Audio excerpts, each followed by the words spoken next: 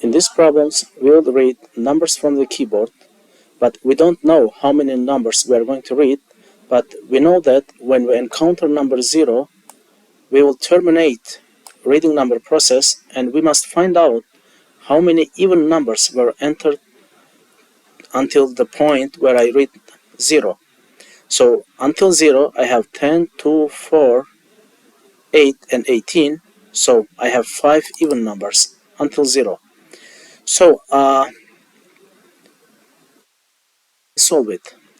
Let's assume that I have some variable x, which is -1 at the beginning, and I'm going to create a while loop and say that I want to run the while loop while x is not equal to 0. So if x is not equal to 0, I will repeat this process inside of my while loop. So every time in the while loop, I will read some value from keyboard and assign it to x. So every time the value of x will change. And I will need a counter which will be 0 at the beginning. The counter will count how many even numbers I have. So at the beginning we have 0 even numbers. So after reading this x, I must check if x modulus 2 is equal to 0, which means if x is even number.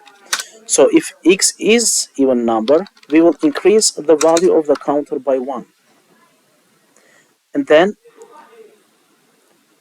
after doing it, I will again return to the line 13 and check if x is not equal to 0. So let's assume that the first number is 10, which is not equal to 0.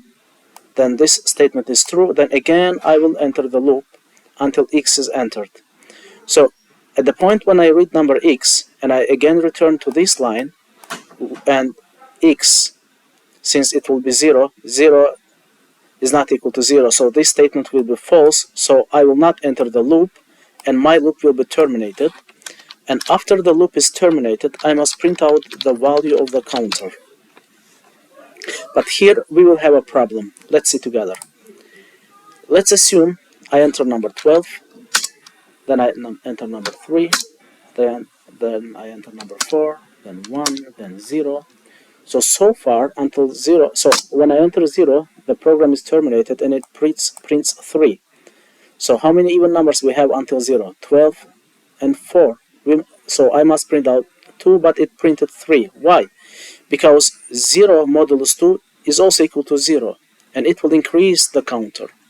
That's why here I will add this code, like x modulus 2 must be 0, and at the same time x must not be 0. So if both of these statements are true, then I will increase my counter. Let's run again. So 12, 3, 4, 2, 1, 0. Now it prints 3, because 12, 4, and 2, I have 3 even numbers, and 0 is not calculated in this case. That's all.